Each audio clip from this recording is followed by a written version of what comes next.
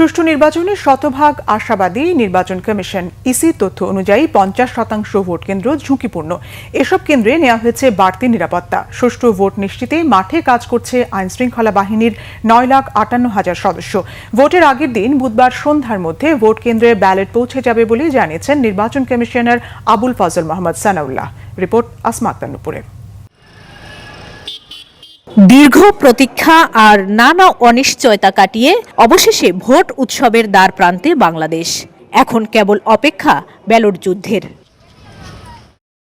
মঙ্গলবার নির্বাচন কমিশন ভবনে ভোটের সার্বিক পরিস্থিতি নিয়ে সাংবাদিকদের সাথে কথা বলেন নির্বাচন কমিশনার অবসরপ্রাপ্ত ব্রিগেডিয়ার জেনারেল আবুল ফজল মোহাম্মদ সানাউল্লাহ। জানান 299 আসনে ব্যালট পেপার চলে গেছে। রিটার্নিং অফিসারের দপ্তর থেকে বুধবার সন্ধ্যার মধ্যে কেন্দ্রে পৌঁছে যাবে ব্যালট।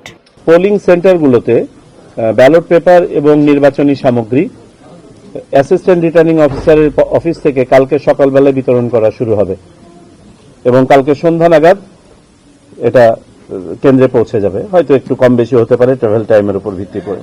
এবারের নির্বাচনে আইনশৃঙ্খলা পরিস্থিতি অনেক ভালো দাবি করে এই নির্বাচন কমিশনার জানান, নির্বাচনী মাঠে 2098 জন ম্যাজিস্ট্রেট দায়িত্ব পালন করবেন। 2 ঘন্টা পর পর নির্বাচনের সার্বিক বিষয়ে জানানো হবে।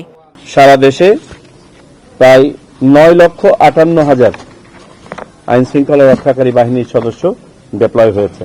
আমাদের ম্যাজিস্ট্রেট ডিউটি পালন করছেন 2098 জন, ধরে নেন 2100 মতন নির্বাহী ম্যাজিস্ট্রেট এবং 657 জন মতো বিচারিক ম্যাজিস্ট্রেট, জুডিশিয়াল ম্যাজিস্ট্রেট দায়িত্ব পালন করছেন। সুষ্ঠু নির্বাচনের জন্য সব রাজনৈতিক দলের সহযোগিতা চেয়েছে ইসি। গণভোট এবং জাতীয় নির্বাচনের ফলাফল একই সময়ে প্রকাশ করা হবে বলেও জানানো হয়েছে। আসমা আক্তার নুপুর, বাংলাভিশন, ঢাকা।